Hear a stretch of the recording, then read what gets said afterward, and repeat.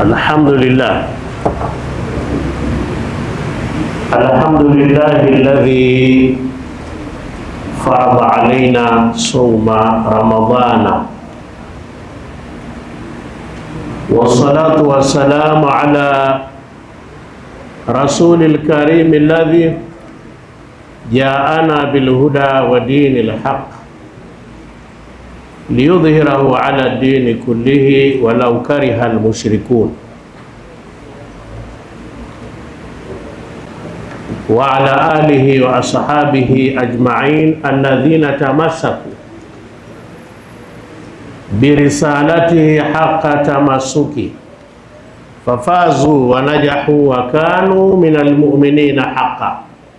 Allahumma ja'alna minal mu'minin bifadlika ya Allah.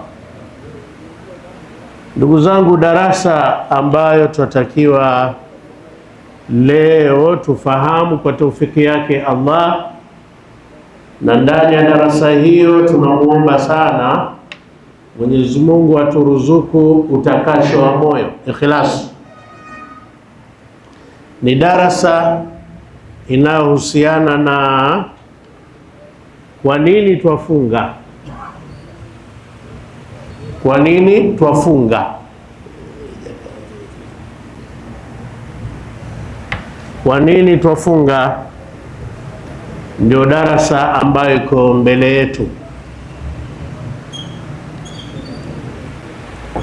Na kwa nini twafunga nini? Ni Ramadhani, haswa ni Ramadhani ndio tunaikusudia katika darasa hii. Kabla ya kuingia ndani ya darsa, tujue asaumu ni nini. Saumu haswa ni nini? Saumu ina maana mbili, kuna maana ya kilugha na kuna maana ya kisheria. Saumu kwa maana ya kilugha huwa al-imsaku wal-imtina'u 'ani shay'i, ni kujizuilia na kitu. Kujizuilia na kitu,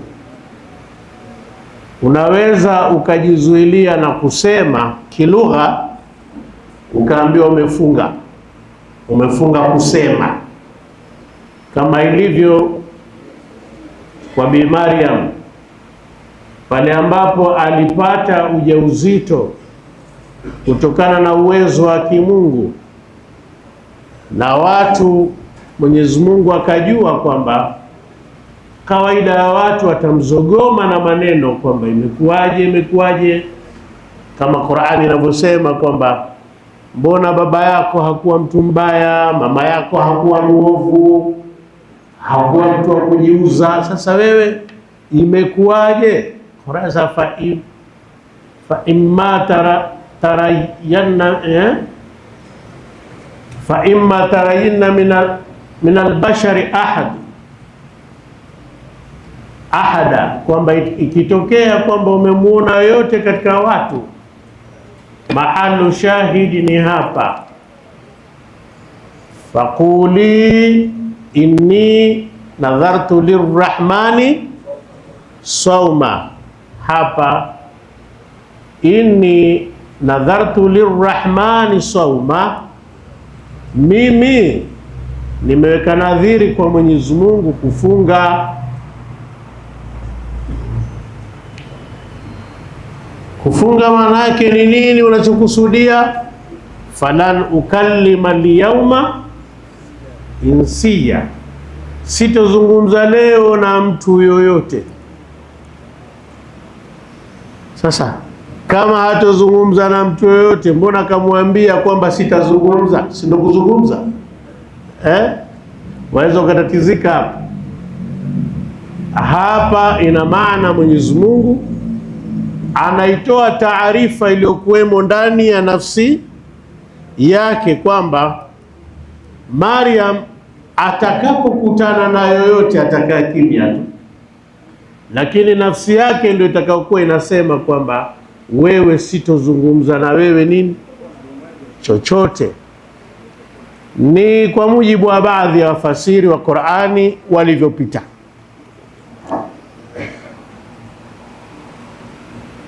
Kwa hiyo hii inatupa maana ya kufunga, lakini ni maana ya kilugha, ni kwamba ni kujizuilia na chochote, hata maneno kama hivyo. Maana hii ya kilugha siyo inayokusudiwa katika mwezi wa Ramadhani, bali inayokusudiwa ni maana ya kisheria, nao ni al-imsaku anil muftirati, ni kujizuilia na yale yenye kufunguza. Na kujizuilia huko kuwe kwa Muislamu mwenye akili timamu, ambaye ni tahara. Kwa wanawake awe ni tahara kuanzia tuluu shamsi, tuluu alfajr sadiq ila ghurubi shams, tangia muda huo wa kuchomoza alfajiri ya kweli mpaka kuzama jua. Hii kwa ufupi ndio maana iliyokusudiwa katika nini, katika saumu. Nadhani tunasikilizana vizuri. Ama labda tuje kwenye lengo la kwa nini twafunga sasa.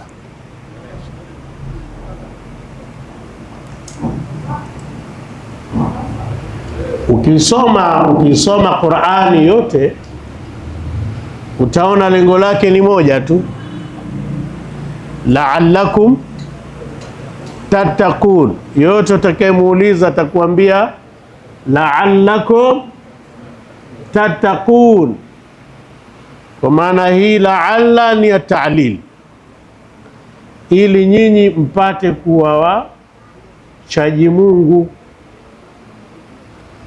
Sasa ukiutazama ule ucha Mungu unapata malengo mengine ya kufunga, na malengo hayo ni utakapojua maana ya ucha Mungu na kazi ya ucha Mungu. Yani kwa nini kwanza Allah, maana hiyo pia kwa nini tufunge? Tuwe wacha Mungu.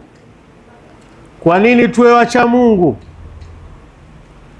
Zipo sababu kwa nini tuwe wacha Mungu. Hizo utakapozipata zote ndio utapata maana kwa nini bora, kwa nini tufunge.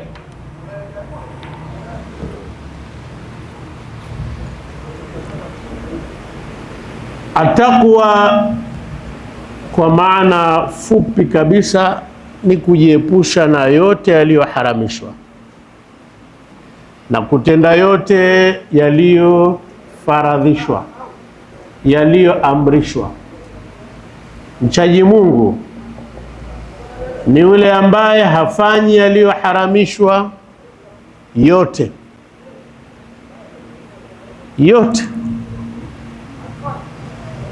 Lakini mchaji Mungu hajakamilika hapo, na afanye aliyoamrishwa yote.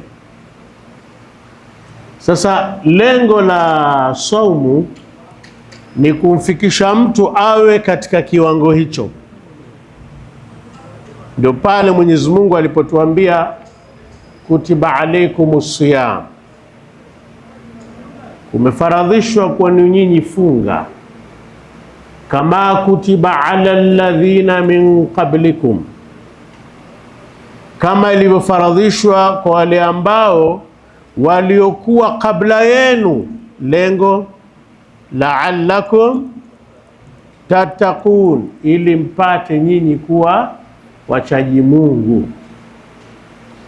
Sasa ukitazama uchaji Mungu, ukijiepusha na aliyoharamishwa yote, ukatekeleza yaliyoamrishwa yote, maana yake ni kwamba wewe utakuwa ni mtu wa amani, si ndivyo?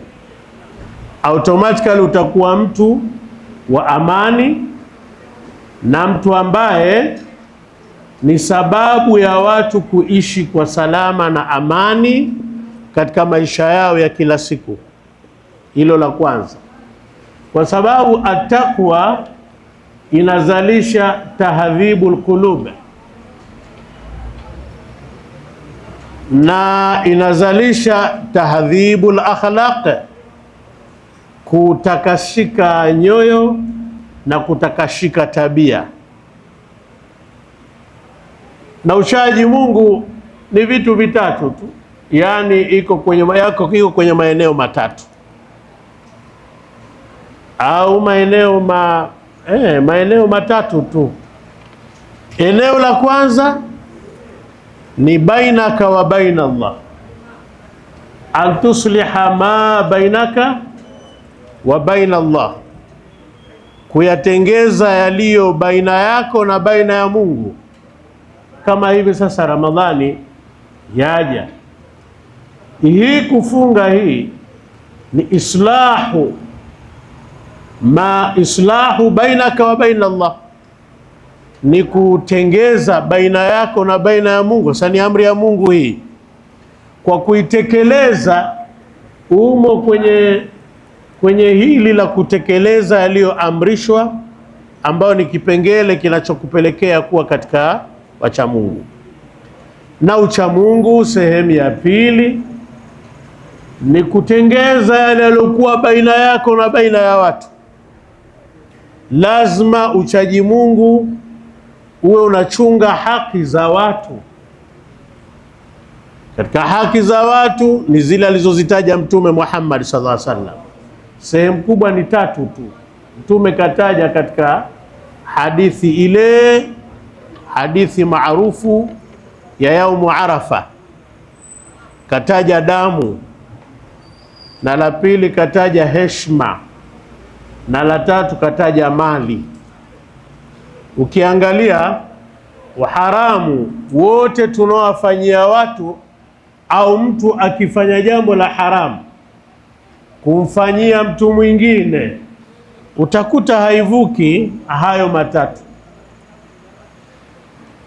Ima itakuwa ni mtu kuichezea damu ya mtu, kimpiga mtu ni damu hiyo, si ndivyo? Lakini ukimtukana, ukimsengenya, ukimwongopea, yote anaingia katika heshima, sio?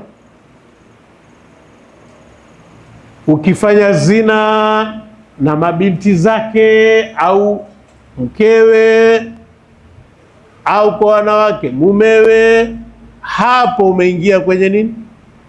Bado ni heshima, sio? Lakini mali ukiiba, ukifanya udanganyifu katika mali, utapeli na kadhalika, ni mali. Kwa hiyo utakuta haramu kwa ujumla wake kuhusiana na haki za watu ni hizo sehemu tatu tu alizosema Mtume Muhammad: inna dima'akum wa amwalakum wa a'radakum haramun alaykum.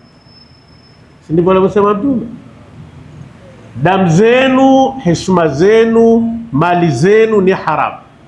Kwa hiyo sasa Qur'ani nasema twatakiwa tufunge ili tupate uchaji Mungu, na uchaji Mungu lazima uchunge haki za watu, si ndio? Mbali na kufanya ibada, unaswali swala 5, hii ni haki ya Allah. Wafunga kama hivyo ni haki ya Allah. Wenda hija ni haki ya Allah. Watoa zaka ni haki ya Allah. Waamini mitume wake, yote ni haki ya Allah. Vitabu vyake, zote hizo ni haki za Allah subhanahu. Hukuki adamiyin, haki za binadamu ni hizo 3. Kwa hiyo na maana ukisema kwamba sisi jamaa twafunga, lakini twafunga sisi ili kuisimamisha haki katika dunia, kulinda haki. Lengo la kufunga ni kulinda haki za wanadamu, pia inakuja kwa sababu ucha Mungu pia ulipo, ndivyo sivyo? twafanya sisi twafunga ili kulinda haki za Allah subhanahu wa ta'ala. Pia hiyo ni maana halisi ya kufunga. Lakini sehemu ya tatu si watu tu, hii ya pili, bali sema viumbe wote wa Mwenyezi Mungu. Sisi Waislamu ni kwamba haki, watakiwa kuwa na haki ya wanyama, haki kulinda haki za wanyama, haki za binadamu,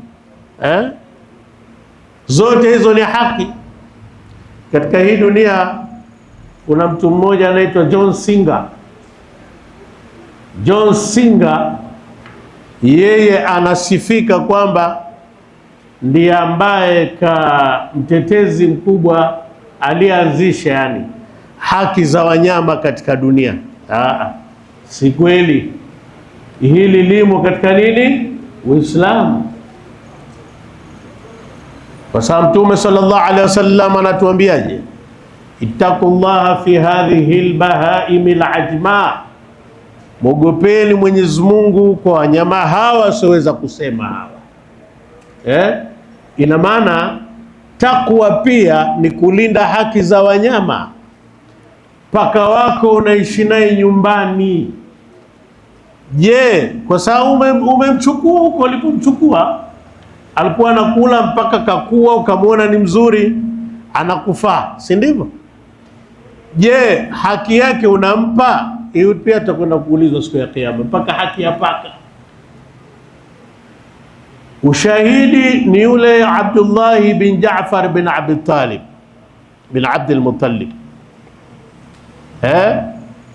Abdullah bin Jaafar bin Abdul Muttalib, ndugu yake Mtume sallallahu alayhi wasallam kwa ami yake ambaye ni Jaafar bin Abdul Muttalib.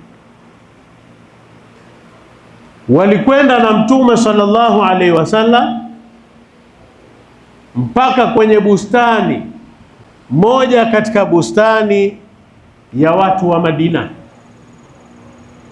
Ngamia alikuwa yuko pembeni, akamuona Mtume sallallahu alaihi wasallam anaingia. Yule ngamia akaenda kwa Mtume sallallahu alaihi wasallam. Alipokwenda kwa Mtume, yule ngamia wakazungumza na Mtume, lakini kabla ya kuzungumza, jarjara aljamal, yule ngamia alikuwa analia sana. Mtume akamtuliza, akambembeleza, ndivyo hadithi inavyosema, mpaka akatulia. Alipotulia akanong'ona na Mtume sallallahu alaihi wasallam, kasema na Mtume. Baada ya muda, Mtume anauliza wale waliokuwemo pale, ma rabbul jamal, nani mwenye ngamia huyu? Bwana ngamia huyu ni nani? Akasema, ni mimi ya Rasulullah. Fata min fiati nani hawa ansar au fitwati al-ansar, mmoja katika vijana wale wa Kimadina pale. Alipojitokeza ile akasema, mbona bwana wewe? Akamwambia, muogope sana Mwenyezi Mungu kwa ngamia huyu. Nini tena Rasulullah? Asema, innahu yashku ilaya annaka tuji'uhu wa tudibuhu, ananishtakia huyu kwamba wewe unamtia sana njaa na unambebesha mizigo mizito, ndio mashtaka anaonipa mimi. Kuonyesha kwamba takwa hii iliyozungumzwa, la'allakum tattaqun, kama tutafunga vizuri, hata ngamia, paka, mbuzi, kondoo, punda pia watanufaika na funga. Kwa nini? Kwa sababu utakuwa wewe ni mcha Mungu, Uchaji Mungu ni maeneo hayo matatu, na eneo la mwisho la ucha Mungu manake kwanza ni haki ya Allah, pili hiyo haki ya wanadamu na wanyama, lakini la tatu ucha Mungu ni kwenye nafsi yako pia, nafsi yako. Mtume Muhammad kwa ufundi mkubwa akazungumza katika hadithi moja, katika maneno mafupi pale anasema ittaqillaha haithuma kunta, muogope Mwenyezi Mungu popote ulipo. Wa atbi'i sayyi'ata alhasana, hapa naizungumzia nafsi, fuatisha baya uliotenda kwa jema. Manake hapa ni nafsi sasa, tamhuha, hilo jema litafuta baya. Kaanza na takwa Allah, ittaqillah. Manake takwa ipo kwenye kuchunga haki za Allah, tena haithuma kunta, popote utakapokuwa. Na pili, wa atbi'i sayyi'ata alhasana, fuatisha baya kwa jema. Kwa nini hivyo? Tamhuha, jema hili litafuta baya. Tatu, wa khaliqin nasa bi khuluqin hasan, basi umekamilisha ucha Mungu. Tangamana na watu kwa tabia njema. Hadithi moja hiyo imetafsiri takwa na pande zake tatu, kama tunakwenda pamoja. Kwa hiyo sasa hii la'allakum tattaqun inaeleza malengo kwamba ni dunia iwe salama. Twafunga ili dunia iwe salama, viumbe wa Allah waendelee kuwa salama, kwa sababu bila kuwapo ucha Mungu katika dunia haiwezi kuwa salama. Mwenye kutoa amani ya kweli ni yule taqiyullah, uchaji Mungu, kwa sababu uchaji Mungu nao haya matatu haya, ili neno lenyewe takwa. Ukiwa na takwa, ina maana ndani ya moyo kunaishi vitu vinne. Yoyote kwambia huyu ni taqiyullah, na saumu ya Ramadhan yatakiwa ikisha tu siku ile unasherehekea Idi, yani ile siku ya Idi ndio siku ya sherehe, washerehekea uchaji Mungu. Iwe sherekea uchaji Mungu, sio kusherehekea kuisha Ramadhani. Hakuna mcha Mungu anayesherehekea kuisha Ramadhani. Ndio maana sahaba walikuwa wanalia likifika 10 la mwisho kwamba Ramadhani inaenda. Lakini kama hujafikia daraja nzuri ya ucha Mungu, wewe mwenyewe utaona, yani hamna haja ya kuambiwa, utaona kwamba vile siku za Ramadhani zinavyokaribia kuisha ndivyo unavyozidi kushereheka ndani ya moyo kwamba sasa inaisha, inatuacha sasa. Lakini mcha Mungu asherekea hivyo. Mcha Mungu anasherekea ndani ya Ramadhani kupata mambo matatu, ndugu zangu: rahma, maghfira na itqu minan nar. Allahumma ja'alna minhu. Kupata rehma Mwenyezi Mungu, lakini la pili kupata msamaha wa Mwenyezi Mungu, la tatu kupata itqu minan nar, kuwekwa huru na moto. Kwa hiyo aliyefunga vizuri siku ile inaitwa kwake Eid. Ile ni siku ya Eid kwa wale wachaji Mungu. Ndio maana ukimwambia mtu, ukimpa salamu zaidi, anakuambiaje? Taqabbalillahu minna wa minkum. Au mwingine kwamba Eidul Mubarak, anakuambia minal faizin, kwamba hiyo Eidul Mubarak, al-Eidul Mubarak minal faizin, inatokana na wale waliofaulu. Min alfaizin, sio kwamba sina hela. Min alfaizin maana yake sina hela. Min alfaizin, hiyo al-Eid al-Mubarak, kwamba hiyo Idi iliyobarikiwa, sherehe iliyobarikiwa hiyo. Min alfaizin ni kutokana na wale waliofaulu. Allahumma ja'alna minhum. Kwa hiyo Ramadhani ukiipata vizuri unachuma mambo matatu. Rehma ya Allah, tutakuja kuifafanua huko baadaye. La pili, maghfira, msamaha Mwenyezi Mungu. La tatu, itqu minan nar, ikiwa miezi 11 yote au umri wako wote hujapata bahati ya kuondolewa katika watu wa motoni, kwamba kwa maasi ulioyafanya mtu, Mwenyezi Mungu adhana Allah min dhalik. Tayari kuna watu ambao Mwenyezi Mungu anajua huyu kwa namna alivyofanya maasi, maisha aliyoyaishi, huyu akifa huyu ni katika ahlu min ahli hufrati min hufari niran, huyu ni katika watu wa shimo, katika mashimo ya moto kaburini, na siku ya Kiyama ni katika watu wa Jahannam. Wallahi alazim, hii siku 30 ukizitengeneza vizuri, yani kuanzia ile siku ya mwanzo ile unang'ang'ana vizuri, unajiepusha na yote, unafunga kama inavyotaka sheria, kama darasa za somo zinavyosomeshwa hapa, fata kila kitu.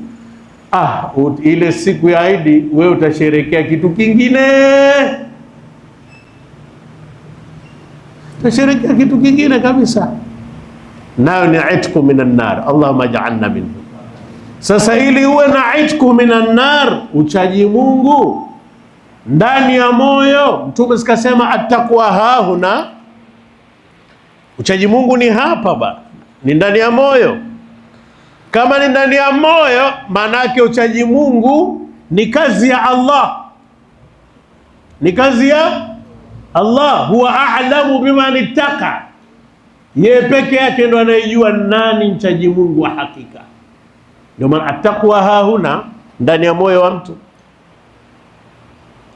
Sasa attaqwa hahuna maana yake nini?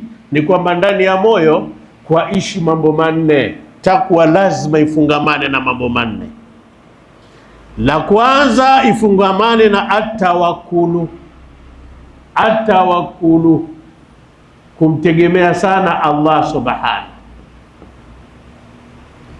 Nilisoma kisa cha sahaba wawili ambao wale walikuwa marafiki sana. Ni yule Salman al-Farisi na nani kule kwenye roho, na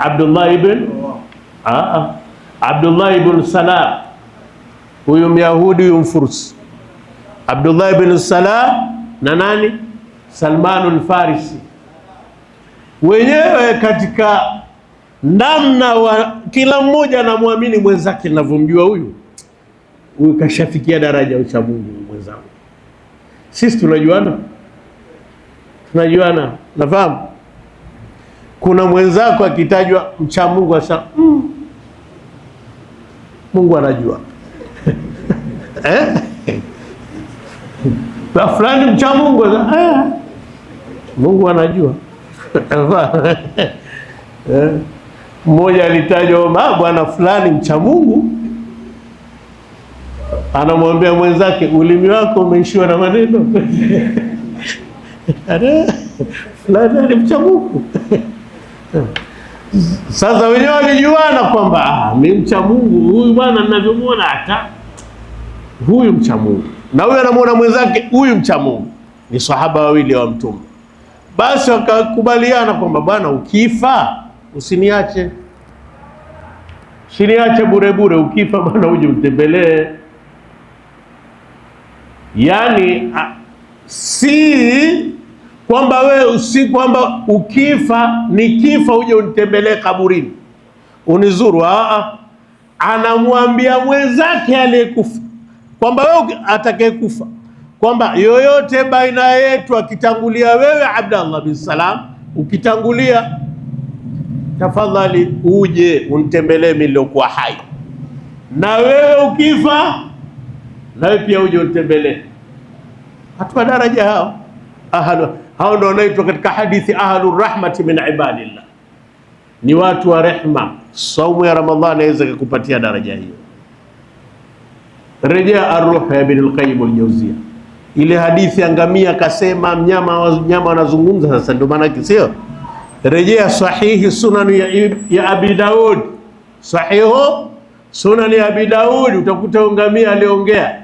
Na sahihi sunan ya Abi Daud ni ya Sheikh hafidhahullah Nasiruddin Albani, ndio kitabu chake kwamba ameweka ile hadithi naye kaita ni hadithi sahihi. Kwa hiyo la kwanza tawakkul. Wale wawili wale kweli akafa mmoja. Alipokufa mmoja, kuja kwa mwenzake anamuuliza, yule aliyekuwa hai anamuuliza, vipi hali ya huko? Asema ma raaitu mithla tawakkuli. Bwana wewe shikamana na tawakkuli, kumtegemea sana Mungu katika kila jambo, mtegemee Mungu. Ma raaitu mithla tawakkuli, sijaona jambo nalomwokoa mtu mfano wa tawakkuli, kumtegemea Allah. Mcha Mungu anakuwa anamtegemea Mwenyezi Mungu katika hali zake zote. Hii lazima ishi katika takwa, inachanganyikana na takwa. La pili, mcha Mungu anakuwa na hofu min Allah, anamuogopa Mwenyezi Mungu popote alipo, chaji Mungu. Na haya unaweza ukajipima mwenyewe, ufahamu. La tatu, mcha Mungu anakuwa na zuhudi, anaipa nyongo dunia na anavipa vya watu nyongo pia. Ikitajwa zuhudi, mara nyingi kunakuwa na suu tafahum, misconception. Sema zuhudi maana yake ni kwamba wewe usiishi nyumba nzuri, usiendeshe gari zuri, usikae mahala pazuri, usile vizuri. Hiyo sio zuhudi. Hiyo kukosa elimu inahusiana na zuhudi, lakini sio zuhudi. Ingekuwa hivyo Nabii Suleiman asingeingia peponi, hata ingia, kwa sababu yeye alikuwa mfalme na ndiye aliyeishi kasri ya kifalme ambayo yasemekana kwa mujibu wa vitabu hakuna aliyewahi kuishi katika kasri ya namna hiyo na hatotokea. Alikuwa mfalme, alikuwa tajiri, alikuwa na kadha. Namna alivyopata raha yule, yeye akikaa hivi wewe unaagiza Uber ikusafirishe, kwamba Uber njoo, anaagiza upepo anaagiza upepo, njoo bana unipeleke Magomeni hapo, wapi hapo Kariakoo, anaagiza upepo. Mtu kala raha kiasi gani? Lakini ataingia peponi, kwa sababu huwezi kuingia peponi kama una zuhudi. Na tuliwahi kusema katika darasa moja, Bi Khadija mke wa Mtume, huyo asingekuwa mke wa Mtume. Sasa ndiye mwanamke tajiri hajapatapo kupatikana pale Maka. Ndio maana Abu Hala alipokufa yule mumewe, watu walikuja kuposa pale 400 sijui walikuwa tafuta nini lakini watu 400 wote aliona sio ishara aliyoipata, kwa sababu ukisoma suwaru min hayati sahabia kwamba Bi Khadija aliwahi yule kuota ndoto ikamtisha kwamba ameliona jua aliko juu ya kitanda chake. Alipokwenda kwa Waraka ibn Naufal, watu wa tarehe wanamjua huyo bwana Waraka ibn Naufal, kumhadithia hiyo ndoto, akamwambia wewe utaolewa na mtume wa mwisho. Dalili za huyo mtume, anapotembea kivuli kinamfuata juu, wingu linamfuata lamsindikiza, na atakapokaa miti huwa inamsogelea. Wale 400 kila kikagua Hamna hata mmoja. Mwenye sifa hiyo hamna hata mmoja. Akapatikana Mtume Muhammad sallallahu alayhi wasallam. Kwa ufupi ni nini? Ni kwamba zuhudi maana yake si dhiki. Umeeleweka? Zuhudi unaweza ukaipa nyongo dunia, dunia tu imekufuata, kama Nabii Suleiman, kama Abu Bakar Siddiq, Sayyidina Uthman bin Affan, yule nani Anas bin Malik, ndio kabisa dua aliombewa nao na Mtume awe tajiri. Mtume alimwombea Anas bin Malik awe tajiri, wote watu wa peponi hao. Kwa hiyo zuhudi maana yake si kukosa, lakini ni kuipa nyongo dunia na kupa nyongo vitu vya watu. Ukishapata haya mawili haya, unakuwa una hasadi. Kama umeipa nyongo dunia na umeipa nyongo vitu vya watu, una hasadi. Sababu hasadi ni kutamani neema aliyokuwa nayo fulani muondokee. Wewe tayari ni zahid, utatamani vipi? Kwa mchaji Mungu yoyote lazima ana zuhudi. Tuko pamoja jamaa? La ngapi hilo? Tawakkul, zuhudi, khaufu min Allah, kumogopa Mungu. La nne, ucha Mungu, una kitu kinachoitwa arraja, kutaraji malipo kwa Mwenyezi Mungu Subhanahu wa Ta'ala. Yani unakuwa na arraja. Na twafundishwa katika Minhajul Abidin kwamba mtu aishi baina al-khawfi war-raja. Aqaba gani? Aqabatul bawaith. Katika Minhajul Abidin mtu anaishi baina al-khawfi war-rajai. Yani uwe hivyo sembili. Matarajio yakiwa makubwa utaharibika, hofu nayo ikiwa kubwa sana utaharibika. Bali mcha Mungu anakuwa iko baina al-khawfi war-raja. Si kama tunaelewana?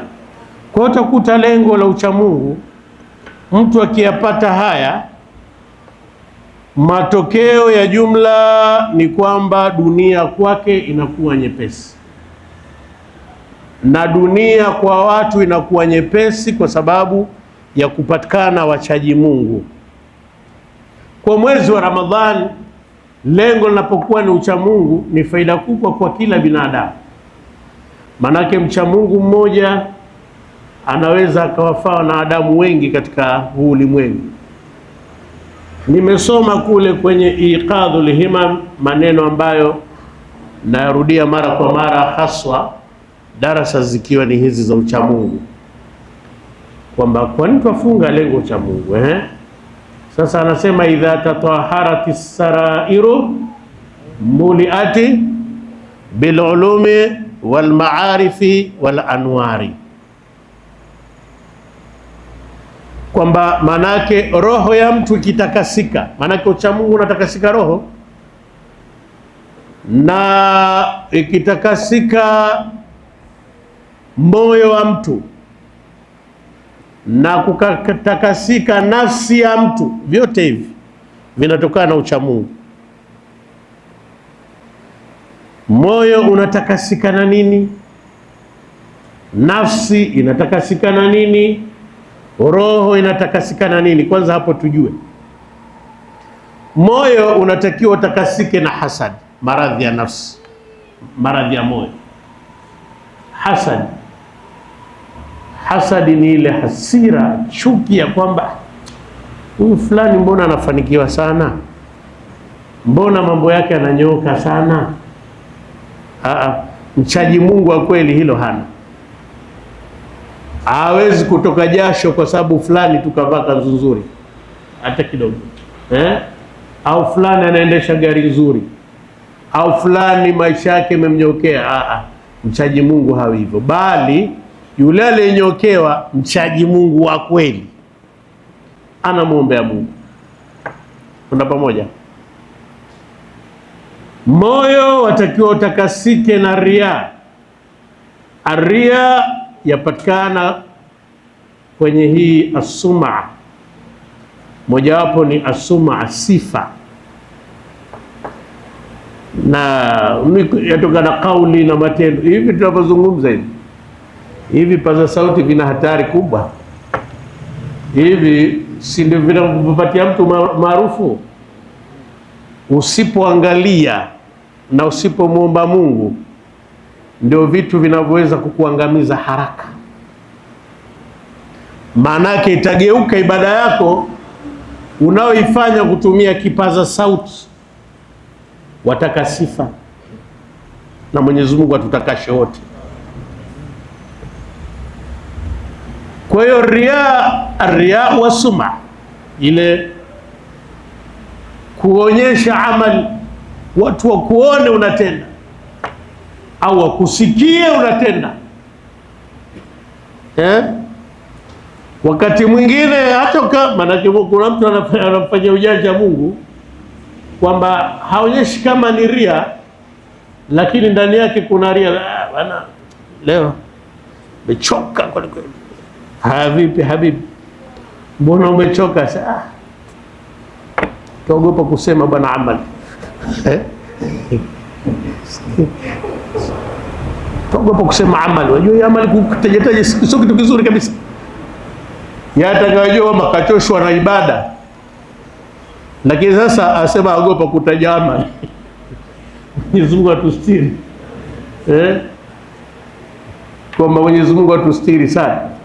Fanya iwe baina yako na baina ya Allah, jitahidi hivyo. Na ili unaweza ukachukua mazoezi, na moja ya mazoezi, baadhi ya ibada zako fanya ukiwa peke yako chumbani, kwa peke yako wewe na Mungu tu. Piga pale tahajudi zako, ibada zako na nini. Usijali kwamba hujulikani, usijali kama hujulikani. Maana mtu baadhi ya watu wafanya jitihada kwamba mtu mmoja mimi kabisa aliwahi kunikabili kwenye hadhara moja ya wewe, alhamdulillah, ambia nini tena? Sa Mustafa na kusalimia. Unajua Mustafa ni Rasul, ni mtume. Ya nini yote hayo bwana? Usalimie na mtume. Usitangaze amali. Moyo ukishaona wewe unajizuia kutangaza amali zako, ni daraja nzuri unafika. Lakini moyo utakasike na ujub. Ujubi ndio hizo sasa, kujiona katika ibada kwamba umekamilika na wote ni watu wa motoni kabisa. Mtu anaweza kathubutu akasema wewe jahannam inakusubiri, wewe kadha kadha kadha. Haitakikani, hiyo ni ujub. Ujub anayejua ibada ya mtu na ukamilifu wa mtu baada kwa muda wa kuwa wote tunatenda, anayejua ukamilifu wake ni Allah. Wala tuzaku anfusakum huwa a'lamu biman ittaqa. Sitakashe bwana nafsi zenu, yeye ndiye anayejua. Yani kujitakasha nafsi manake nini hapo?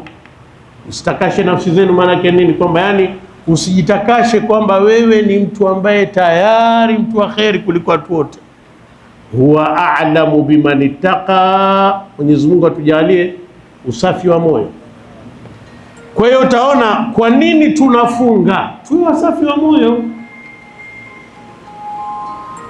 Kwa nini tunafunga? Tuwe wasafi wa nafsi. Nafsi iepukane na matamanio. Sa matamanio hutoka kwenye nafsi, na nafsi iepukana na roho pia, usafi wa roho. Ujubi ile inatoka kwenye roho anasema. Yani ile na maasi ya makubwa, moja ya maasi ya roho ni hiyo, kujitangaza wewe mtukufu na unafanya ibada hasa si kwa ajili ya Allah, lakini uwe na karama, uweze kuruka, ukae na tasbihi lako juu, uko na katikati ya soko, wewe unaruka tu, unakaa juu hapo, mpige tasbihi yako. Amesema mwenye sharhi ya Minhajul Abidin, Asraru Talibin, Siraju Talibin, ni Siraju Talibin, hiyo ni sharhi ya Minhajul Abidin. Ama sharhi ukitaka Ihya Ulumuddin ni Attihaf.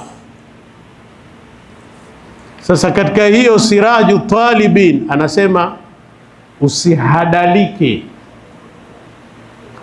usighurike na mtu ambaye atakayekuwa anatembea juu ya bahari, au mtu ambaye karuka juu alafu akakaa anafanya ibada zake juu tu, mtu akasujudu hewani. Asema hiyo si kughuri. Ghurika na mtu kiwango chake cha kuacha maasi na kutenda mema. Ndio maana Al-Habibu Umar bin Hafidh anasema karama iliyokuwa kubwa ni istiqama. Istiqama, na istiqama ni ukamilifu wa kuacha na kutenda, ndio istiqama. Kiambiwa msimamo, maana yake msimamo sio kuwa mkali. Samtaweza kama mkali anafoka, jamaa na msimamo yule. Katika dini istiqama ni ukamilifu wa kuacha na ukamilifu wa kutenda, ndio istiqama. Asema hiyo ndio karama kubwa kuliko zote. Mwenyezi Mungu aturuzuku istiqama, na hiyo istiqama ndio tunayoomba kila siku. Ihdina sirata almustaqim, si ndio? Ihdina sirata almustaqim, pale unaomba Mwenyezi Mungu akuruzuku, akupe istiqama, ukamilifu wa kutenda na ukamilifu wa kuacha, na ndio funga inavyotaka. Sasa funga, unaweza ukasema kwa nini tunafunga? Ili Allah aturuzuku istiqama. Kwa hiyo katika hiyo Iqadhul Himam akasema idha tataharati sarairu, pindi mambo matatu hayo. Sarairu ni jamu ya sirru, moyo, nafsi, roho, vikitakasika hivi, muliati bilulumi walmaarifi walanwari, basi vitu vitatu hivi vitajazwa mambo matatu: elimu, jambo la pili maarifa, jambo la tatu anwar. Katika watu wa ilmu hizi za uchamungu wametofautisha fihi alfarqu baina alilmi walmaarifa. Kuna tofauti kubwa baina ilmi na maarifa. Alilmu unaweza ukaipata biktisabi, lakini almaarifa unaipata bitahliya, kwa kutakasika na maasi. Kwa kuwa mcha Mungu, Mwenyezi Mungu atakupa maarifa. Fattakullaha wa yuallimukumullah, muogopeni Mwenyezi Mungu na Mwenyezi Mungu atakupeni elimu. Anasema ilmu ya hapa ni zote, ni hii ilmu ya dhahir na ilmu ya batin. Kwa maarifa ndio pale hao ahlul maarifa wakaitwa al-arifuna billah, kwamba wale wana ilmu lakini ilmu yao inaitwa maarifa, yatokana na kujitakasha. Roho imetakasika, nafsi imetakasika, na moyo umetakasika. Wallahi tuwafunga, tunafunga, Mwenyezi Mungu ametuletea funga ili tufikie daraja hizo. Tukifikia daraja hizo, dunia itakuwa salama, dunia itakuwa na amani, dunia itakuwa na furaha, watu watakuwa salama, watakuwa na amani, watakuwa na furaha. Kwa sababu taqwa inavunja alhirsu wa shahwa. Attaqwa,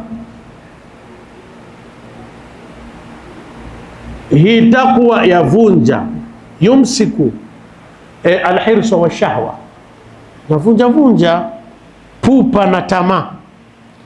Taqiyullah, yule mchaji Mungu, hana pupa wala hana tamaa, bali anakuwa na subira na uchaji Mungu.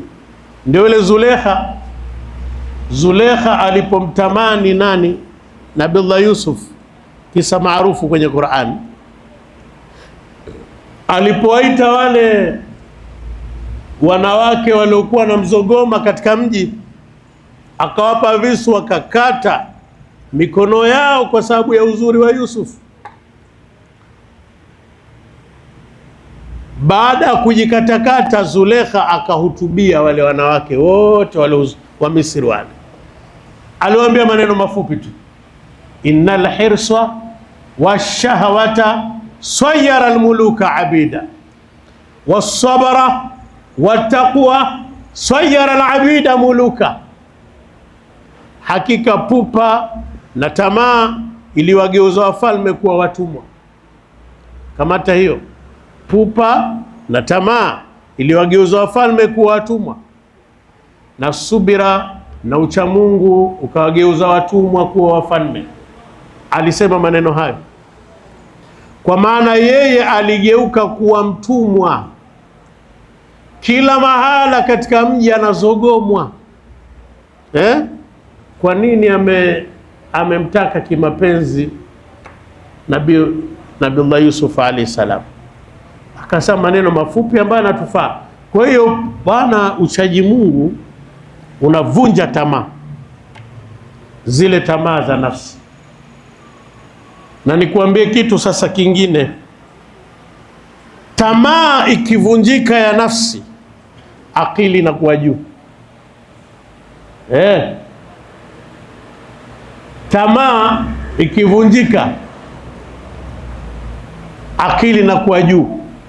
Tamaa ikiwa kubwa, akili inakuwa ndogo, inashuka. Asema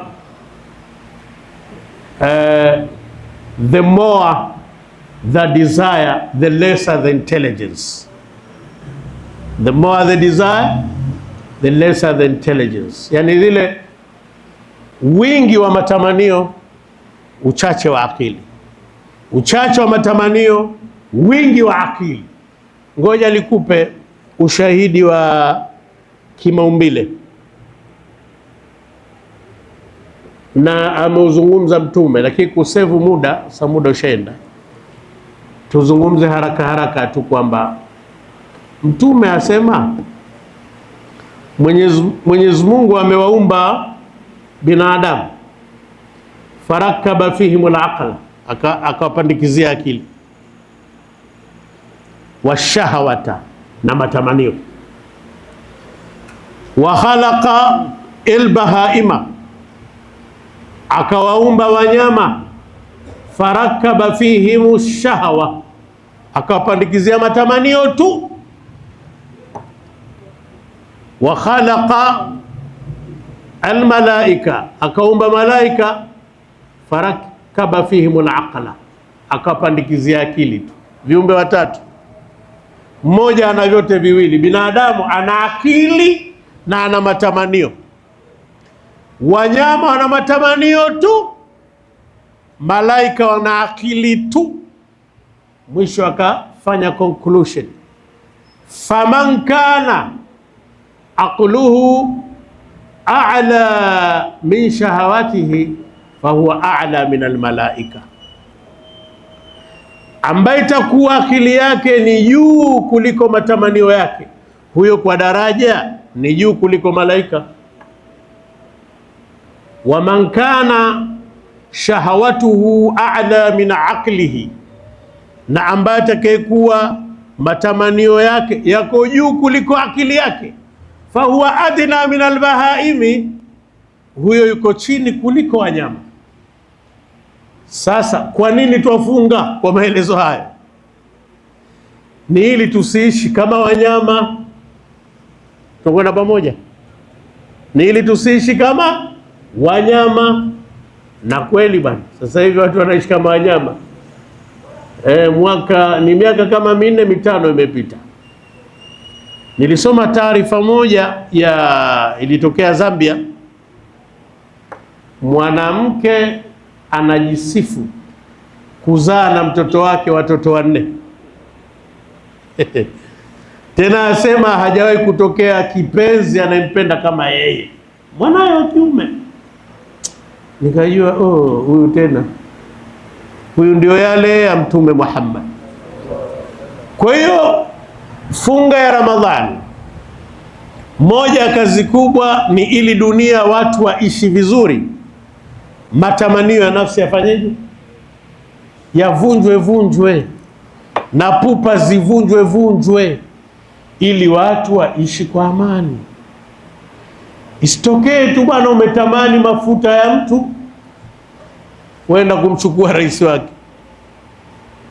Ile ulimwengu wa takwa hauko vile bwana, na Mwenyezi Mungu aruzuku takwa ienee ulimwengu mzima, ili wanasiasa wawe kwenye amani, wasiokuwa na siasa wawe kwenye amani, watu wa dini wawe kwenye amani.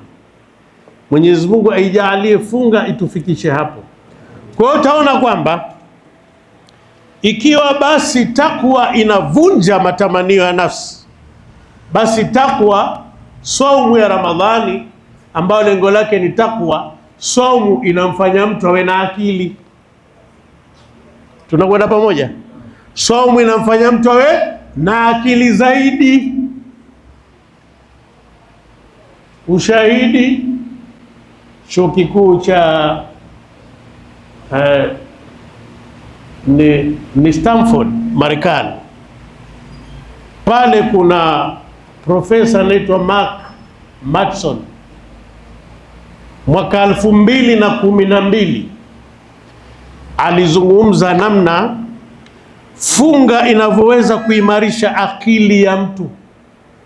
Asema wanaofunga vizuri wanakuwa na akili nzuri kuliko wasiofunga. Na dalili ya kuwa na akili mbaya, ipime mwenyewe. Upande wa matamanio ukoje? Matamanio yakiwa yako juu sana, jua funga uwe na akili. Kwa na akili matamanio yanashuka. Sasa huo ni unyama huo. Yule Mtume anasema mwenye matamanio tu ni nani? Mwenye akili tu ni nani? Mwenye matamanio na akili mwanadamu. Kwa hiyo maana matamanio yakiwa mengi si uhodari, ni ujinga, ni kuwa kama mnyama. Aadhana Allahu min dhalik. Na ukiwa kama mnyama hutojali halali wala haram, ndio hapo mtu anamparamia mama yake, anamparamia binti yake, anaparamia hivi. Na kuonyesha tumefika huko ni pale, yani mtu anapokaa kijiweni kakaa hivi, anapita mwanamume anamtamani. Hii si adina min albahaimi, ndio ile alosema Mtume, ambaye matamanio yake atakuwa juu kuliko akili yake, huyo anakuwa chini kuliko mnyama. Ushaona beberu la tamani beberu? Kwa binadamu imefika. Ndio hayo aliyosema Mtume Muhammad. Profesa Mark Matson anasema ukifunga akili inakuwa kubwa. Na kweli, soma vitabu vyote vinavyozungumzia funga. Bahati nzuri wataalamu wa sayansi wametunga vingi tu. Hiyo kitabu kabisa kimeandikwa fasting, kufunga. Ndani yake anasema moja ya faida ya kufunga, increase cognitive level, inaongeza uwezo wa akili wa mwanadamu. Ndio haya, kwa nini inaongeza akili, uwezo wa akili? Huku tutakwambia kwamba inavunja matamanio ya nafsi. Funga inavunja matamanio ya nafsi. Kwa hiyo twafunga ili tamaa zisiwe nyingi. Matokeo ya dunia watu kuwa na tamaa zilizozidi ni yule mama yule anayekumbuka wakati ule watu wakiwakata viungo vya albino. Kuna yule mama alikamatwa na mkono wa albino, kilichomkamatisha mkono umeoza. naye kaweka kwenye mfuko. Sasa huyu ndio alikuwa hana akili kabisa, maana kakata kiunga alafu hajui soko liko wapi.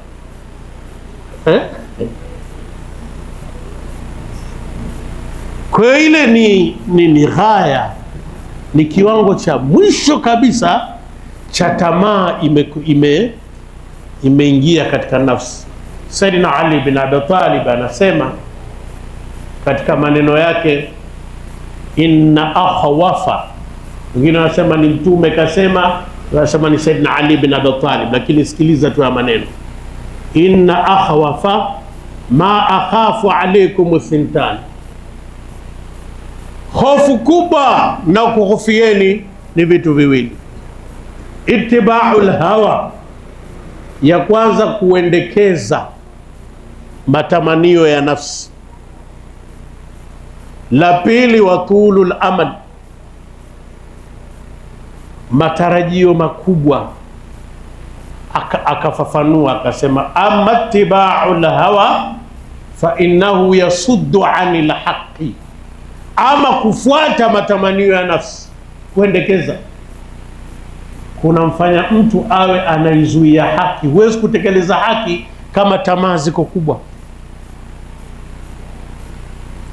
Wa amma tulul amal fa innahu yunsi ila akhirah, ama wingi wa matamanio, wingi wa matumaini, matarajio, kunamsahaulisha mtu na akhira. Kwa hiyo funga, lengo kubwa kidunia. Kufunga huko watu wanakaa na njaa, yasaidia nini? Dunia inakuwa na watu wengi wenye akili. Kwa mujibu wa Qur'an, kwa mujibu wa hadithi za Mtume, kwa mujibu wa wanawazuoni na kwa mujibu wa sayansi yenyewe, watu wakiwa na akili dunia inakuwa salama. Ndivyo sivyo? Kule kwenye Minhajul Abidin Imam Ghazali kasema maneno mafupi tu, albitnatu tudhhibul fitnata, albitnatu tudhhibul fitnata, kushiba sana. Sababu kushiba sana, moja ya madhara kushiba sana, kuna amsha matamanio ya nafsi. Sisemi kwamba watu wenye vitambi ndio inakuwa mara nyingi hiyo, nyinyi wenyewe mtakagua huko, kila mmoja ana nafasi yake kufanya utafiti, lakini ile umezoea kula na matamanio yanakuwa. Sasa sema tudhibul fitrata, kunaondosha akili, uwerevu, tafakuri, mpangilio wa mambo unaondosha. Lakini funga Mwenyezi Mungu ametuletea ili wanadamu wawe na akili, ndio hiyo la'allakum tattaqun kichambua. Lakini funga inatoharisha mwili, inautoharisha mwili unakuwa safi. Ndio hapa nikaandika kidogo kwamba improve blood pressure. Wataalamu wanasema funga inafanya ile pressure yako inakuwa normal, inaenda kwenye normal, ina improve blood pressure. Kama una dalili za blood pressure, funga. Lakini ni kushauri pia katika kufunga ufuturu vizuri kama alivyoelekeza Mtume Muhammad, na ule daku vizuri kama alivyoelekeza Mtume Muhammad. Darasa za ufuturu vipi nadhani zinaelezwa sana, hii si darasa ya hiyo. Lakini funga inaondosha cholesterol inaondoka kabisa. Cholesterol ni yale mgandamano wa mafuta yaliyoganda katika mwili, yakiganda kwenye moyo tayari unaanza mtihani wa matatizo ya moyo. Na unajua ukipata matatizo ya moyo, figo hiyo hapo, unaingia kwenye dialysis. Moyo ukiharibika, viungo vyote vitaharibika katika mwili. Haya kayasema Mtume Muhammad, kayasema Mtume, na wamesema wanasayansi pia. Ala inna fil jasadi mudgha idha salahat salaha al jasadu kulluhu wa idha fasadat fasada al jasadu kulluhu ala wa hiya al qalb, kwamba ndani ya mwili kuna nyama, kuna kipande cha nyama hapo, kijimnofu. kikikaa vizuri hakina tatizo lolote, mwili mzima uko sawa, utakuwa sawa. Kikiharibika hiki kina matatizo, mwili mzima unaingia matatizo.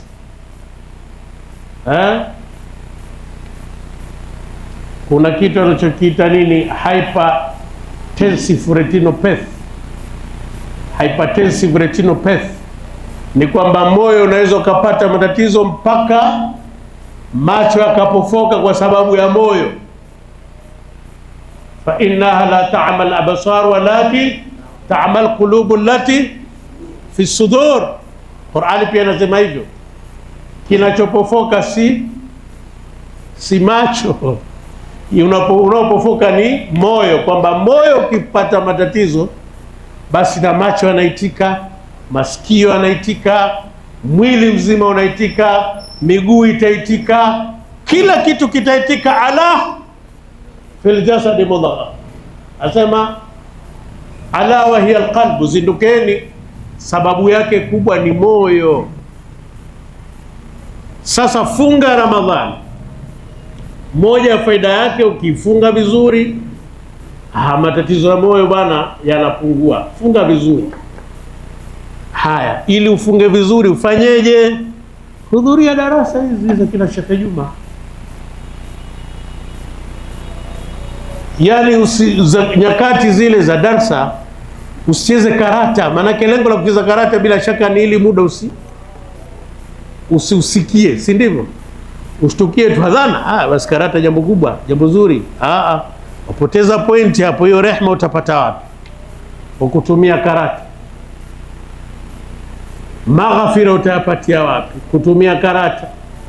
Itku minan nar utapatia wapi?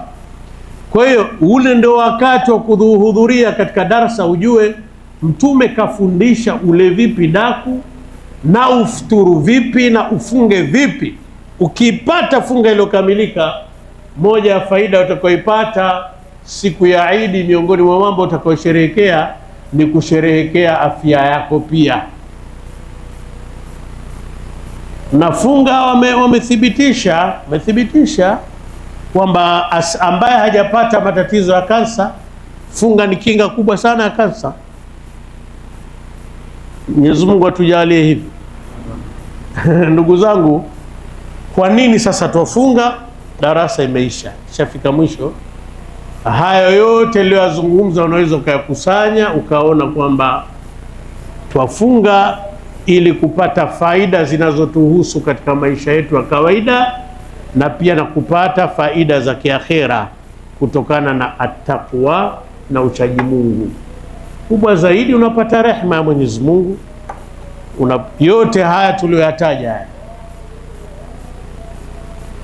Na mwisho labda nisisitize katika kutengeneza akili, kutengeneza mwili na kutengeneza roho, kwa sababu funga wakati nzuri ina health zote za aina tatu. Kuna spiritual health, afya ya kiroho, mental health, afya ya kimwili, lakini kuna physical health, afya ya kiwiliwili. Ili vyote hivi vitatu vipatikane, funga vizuri, usiache kuswali tarawih. Usiache kuswali tarawih. Ukitoka ndani ya Ramadhani utakuwa uko vizuri kiafya, afya ya akili, afya ya kiroho na afya ya kiwiliwili. Mwenyezi Mungu atujalie tarawih hii tusitegee. Na ukitegea maana yake nini? Ni kwamba inabidi ujitahidi, kwa sababu bado ndani ya moyo kuna uchafu. Kule kwenye Minhaji tuirejea Minhajul Abidin kwamba thiqalu dhunubi yamna'u min alkhifati lilkhairat wa nashatati fil ibadat. Hii ndo kanuni ya mwisho tunaitoa katika kanuni nyingi tulizozitaja hapa. Thiqalu dhunubi yamna'u min alkhifati lilkhairat wa nashatati fil ibadat. Mzigo wa madhambi uliokuwemo ndani ya moyo, ndani ya roho yako, uzito wa madhambi unazuia wepesi wa kuendea kheri na uchangamfu wa kufanya ibada. Sasa ukijiona bado mzito, manake bado mpaka utakapojikuta umwepesi wa kuendea kheri. Kwa hiyo tarawehe ile bila shaka ukiiswali vizuri, siwaambie kwamba mswali Masjidi Fatihi au mswali Masjidi hii Mwenye Mkuu, mtajua wenyewe, au Kichangani, lakini swali tarawehe tena vizuri, swali kwa jamaa. Sasa kiswali peke yako nafsi inaweza kukuchezea, lakini chukua hiyo kwamba madhambi yanakufanya usiwe mwepesi kwenye mambo ya kheri, na madhambi yanakufanya usiwe na uchangamfu wa kufanya ibada. Lakini mbaya zaidi, madhambi yanakuzuia nusura ya Mungu na kupata taufiki ya Mwenyezi Mungu Subhanahu wa Ta'ala. Mwenyezi Mungu atukubalie. Tunamuomba awaruzuku wasemaji wote, sisi wote, atupe ikhlasi katika haya, na pia awape wasikilizaji wote ikhlasi, na aturuzuku wote faida ya mwezi wa Ramadhani unaokuja. Kwa hakika tunamuomba Ramadhani hii iwe ni sababu ya kupata radhi zake na kuingia katika pepo yake. Yote atakayediriki basi awe amepata radhi za Mwenyezi Mungu, iwe ni sababu ya kuingia katika pepo yake tukufu, na iwe ni sababu ya kuendelea kumwabudu kama anavyopenda na anavyoridhia. Wabillahi tawfiq. Wassalamu alaikum warahmatullahi wabarakatuh.